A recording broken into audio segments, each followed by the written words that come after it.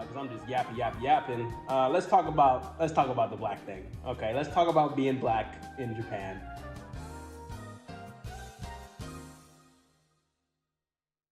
So yeah, after a bunch of videos and updates and countless hours working, I finally did it. I finally went to Japan. And what's the rating? You know, would you go again? And all that kind of shenanigans. And then I guess I'll briefly touch on the whole African American experience because I guess that's the thing that a lot of people kind of ask me about it.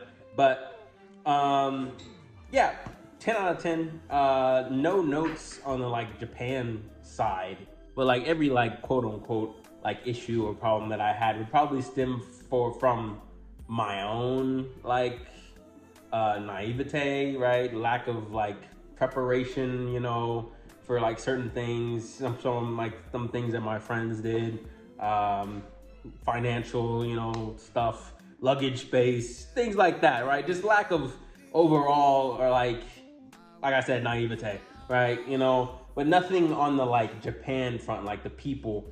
So that's why I just like 10 out of 10. You know, like honestly, it was I couldn't have really asked for a better trip on that front.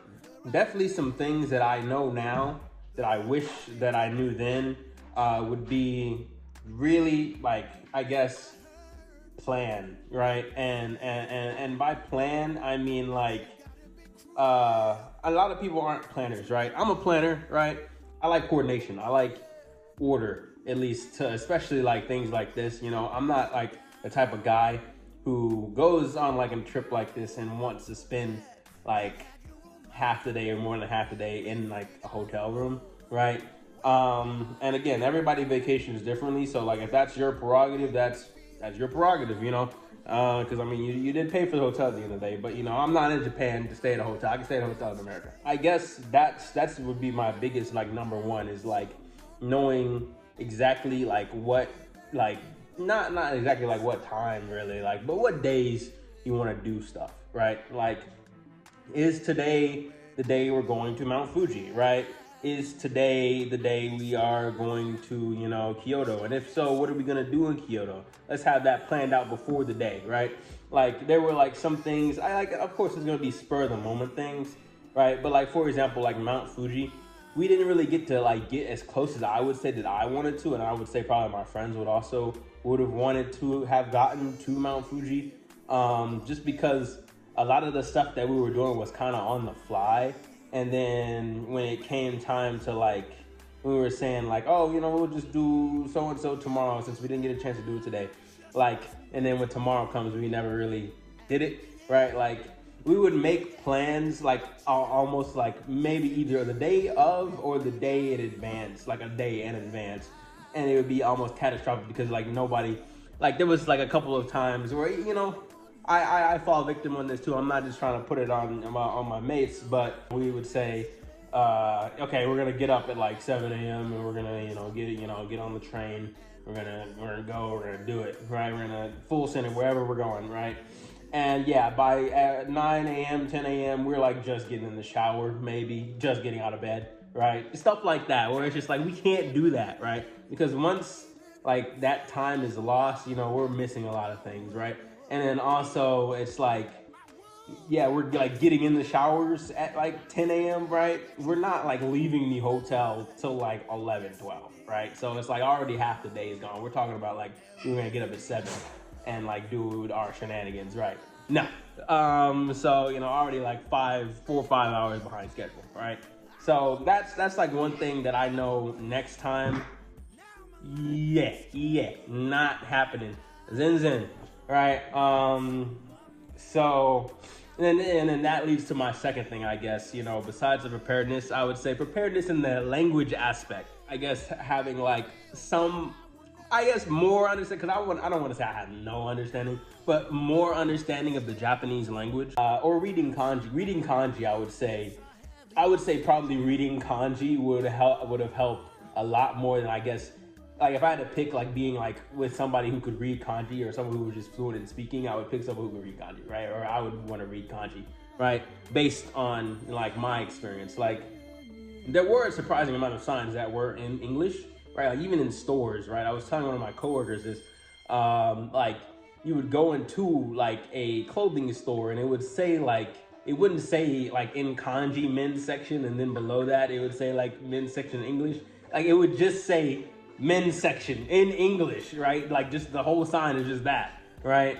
And it wasn't like a front back, like it would just, the sign just was in English. But there were like also a decent amount of signs that were just straight up in kanji, and or like flyers and the menus, right? The menus was also a big thing, right? Like, cause there were places that had English menus, but I'd say since we were going to more mom and pop places instead of like, you know, bigger restaurant chains, I would say that having some familiarity with some kanji would help, because like we were just on our phones like trying to translate everything constantly, like anytime we would go eat. So knowing kanji,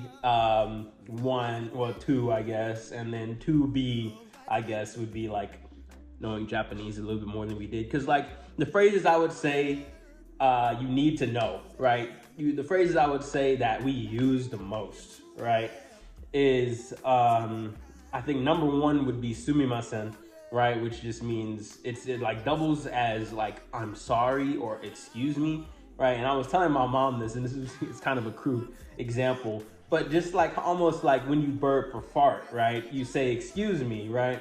But you're like not saying, like you're saying excuse me almost as if you're like saying like apologizing, right? Like not like, it's not the same excuse me like when you're trying to get by somebody, right? It's an excuse me like you're trying to like, you mean like, you know, spare me almost, right? Sorry, like for farting, right? Pretty much, right? That's I don't know how like that connected in my mind, but that's like how I kind of see sumimasen. Like it doubles as both the excuse me, like I need to get past you, right? And also the excuse me as in I'm sorry, right? Or, you know, excuse my behavior or whatever, right? So that was definitely number one. And then if you do just need to straight up say I'm sorry and sumimasen is not cutting it, gomenasai, I'm pretty sure means I'm sorry, right? So that one, I wouldn't say that was our number two, but like if you also need to use that, like that was definitely kind of sort of up there. Like I would say top 10 phrases we use with gomenasai would be in there, right? And then number two, definitely arigato gozaimasu, right? Arigato, like don't say arigato, right? If you can help it. Like I know like that's kind of like common space in like America, at least, like when people were like saying, oh, I can speak Japanese, arigato, right? You know, and the same with konnichiwa, which I'll get to in a second. It's not like you want to add that formality. Like I don't know if just gozaimasu is like, I don't think it's a word on its own. I think it's almost like, I don't even know how to compare it to something in English. I don't even know. Like it's formal to like strangers and people you don't know closely. Like, for example, if I was talking to Jacob or Will, right, I could say arigato. But since you are like going to be like saying these phrases and using these phrases in the public most of the time, like in restaurants and pretty much like anywhere like in a public place, like in shopping, you know, when shopping and stuff, arigato gozaimasu, just be respectful, because respect is a huge thing over there, right? And I love the country just for that aspect alone. And so yeah, so that was probably number two. Number three, I would say, I don't know. They're like anything past those two is really just like with gomenasai is like it's just circumstantial, right? Like I would say like since I was like just alluding to it earlier, ohayo gozaimasu, right, which means good morning, is of course just used in the morning time. Like you're gonna not say that at like 5 p.m. You're not gonna go up to somebody and say ohayo gozaimasu. So just having that formality, like giving that back to them, and that respect back to them, I guess goes a long way. I would say, I guess, what does go a long way.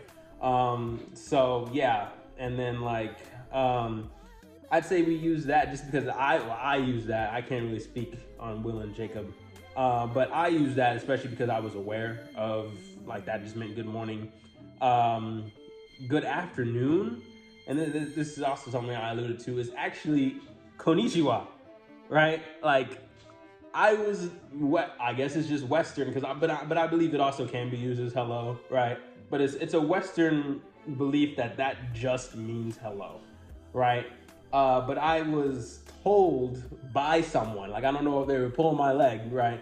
But I was told by someone that if you're saying konnichiwa in the morning time, like they get what you're trying to say, but it's a little weird, right? Like most of the time you would say that like in the afternoon, right? Like you would say that like when the day has already begun and everybody's, you know, doing their thing, right? So because it also means good afternoon, right? So yeah, take that however you will. I don't know if they were pulling my leg or if there's some merit to that, but I know it does mean good afternoon as well, right? So yeah, and that was something I did not know going into the trip.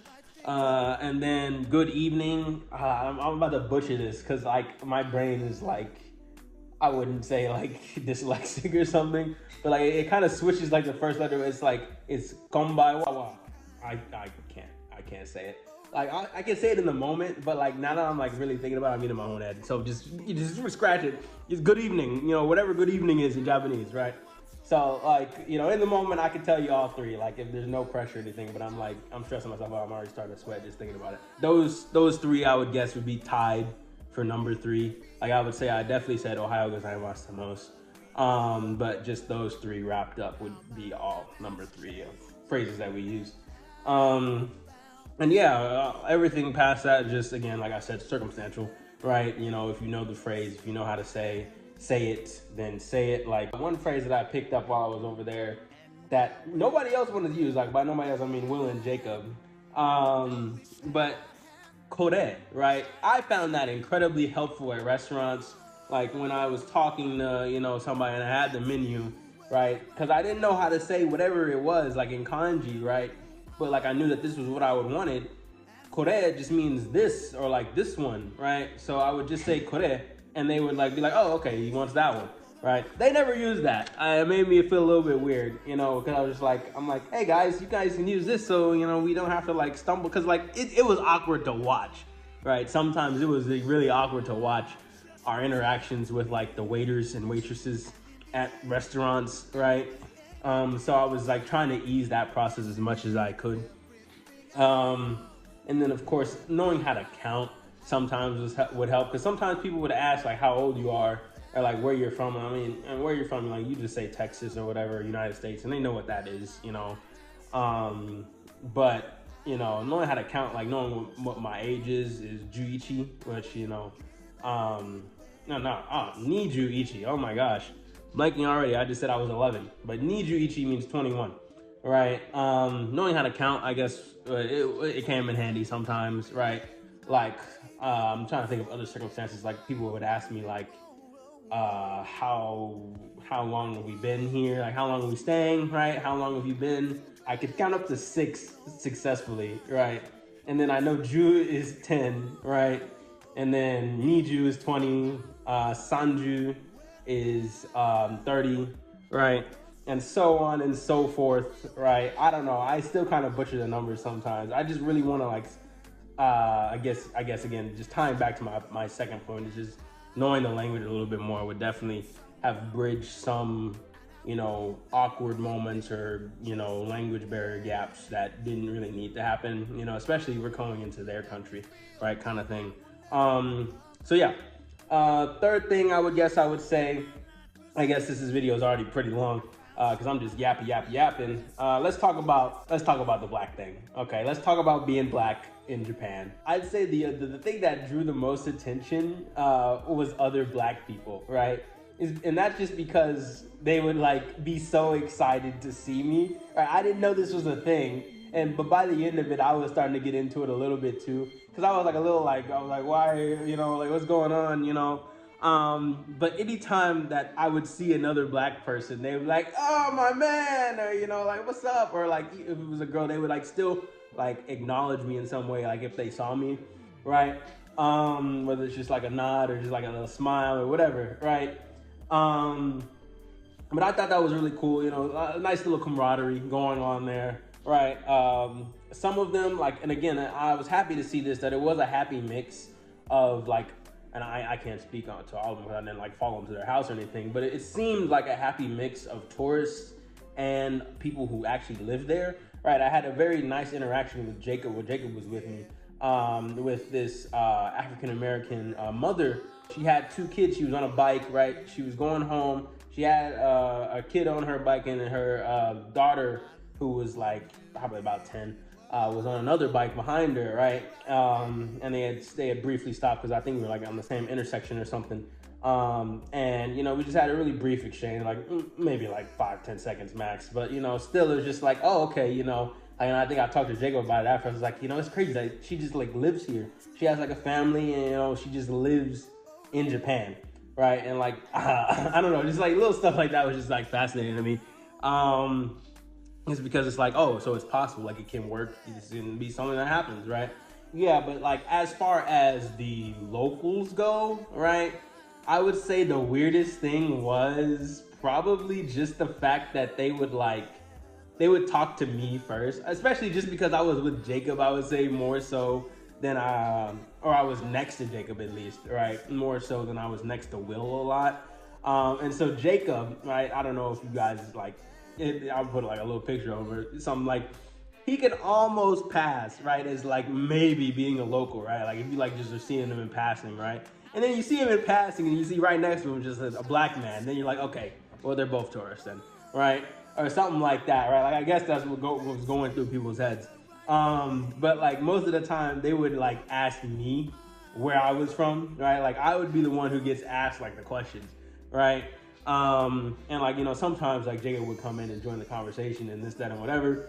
But it was just like that was funny because it was like obviously this guy's not a local, right? But it was never anything that was like, I guess, overtly what people would want to say like prejudice or racist or anything. It's just like curiosity, And a lot of the times, like I was telling my mom and like I was telling Jacob, like when these situations were happening, it was like I think they were just trying to practice their English, and like they just assumed that they knew that we spoke English, probably heard us talking, right, or whatever, right? Because like some of them would be like, they would ask me like those basic like Spanish 1, like I call it like Spanish 1 questions, right? Like ¿Cómo estás? Right? These like simple like, oh, you just are like starting to learn the language kind of questions, but you're still like practicing the language, and you're still like, and I thought that was interesting that they like how many people like just knew English or was learning English. Like you could tell that they were studying it. Like I was having some conversations with some just like regular people who like worked at like a shop in a mall, and they just was like, yeah, I've been studying English for like a year or so now. And I'm just like, I didn't ask why, but I'm thinking like, why? Like, like, I don't know. It's just weird how other countries kind of adapt to Americans, and I guess Europeans too. How many other countries are just adapting to us instead of us adapting to them when we're going to their country? Because I think I asked them, I was like, I think I did ask, did they have any plans to go to America? They're like, no.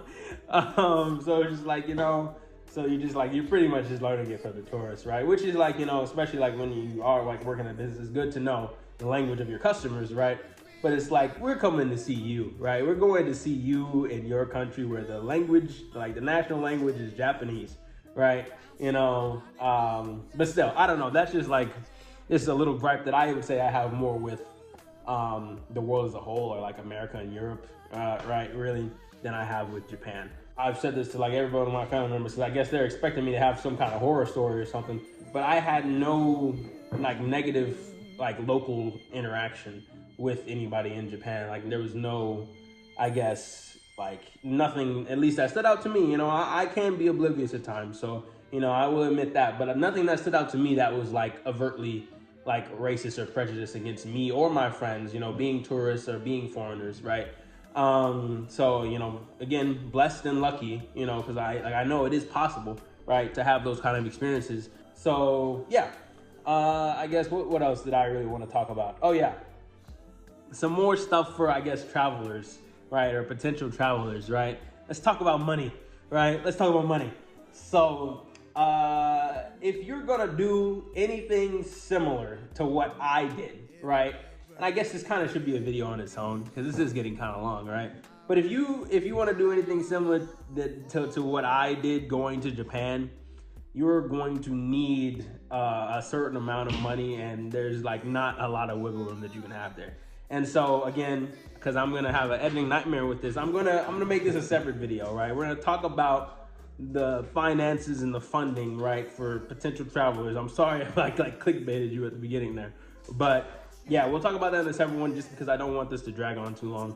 So yeah, all right, I'll see you guys next time. Peace.